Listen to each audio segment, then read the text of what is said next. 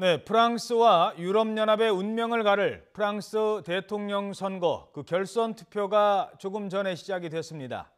개방과 친유럽연합 성향의 마크롱, 그리고 유럽연합 탈퇴를 부르짖는 극우 르펜 가운데 이 두 사람 가운데 한 사람은 앞으로 12시간쯤 뒤면 프랑스의 새로운 대통령이 됩니다.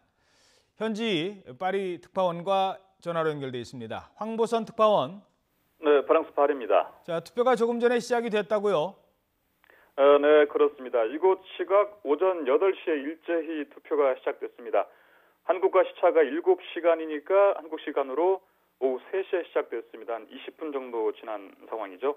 프랑스 대선 2차 투표는 2주 전 1차 투표 때처럼 전국 6만 7천여 투표소에서 치러집니다. 유권자는 4,760만 명 정도입니다. 투표율은 80% 정도일 것으로 보입니다.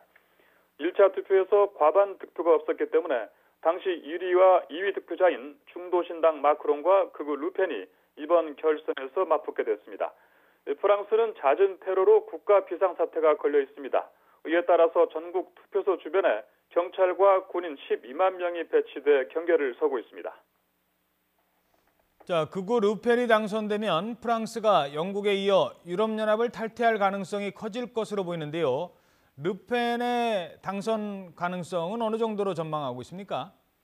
네, 지금까지 지지율 조사가 여러 번 있었는데 그 결과를 보면은 그렇게 높다고 볼 수가 없습니다.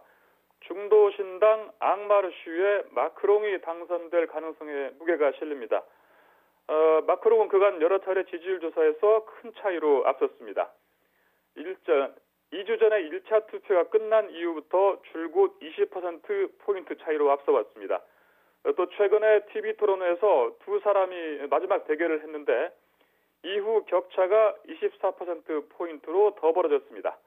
여기서 르펜이 마크롱의 역외 탈세용 비밀 계좌 소문을 거론했지만 오히려 역공을 당했고 또 가짜뉴스 유포 혐의로 고소를 당하기로 했습니다. 당선자 윤곽은 투표가 종료되는 이곳 시각 밤 8시면 알 수 있겠습니다. 한국 시각으로는 내일 월요일 새벽 3시쯤이죠. 각 방송사에서 출구조사 또는 예측조사 결과를 발표하는데 오차율이 1% 정도로 매우 정확합니다. 이에 따라서 예측조사 결과는 실제 개표 결과와 같다고 봐도 무방합니다.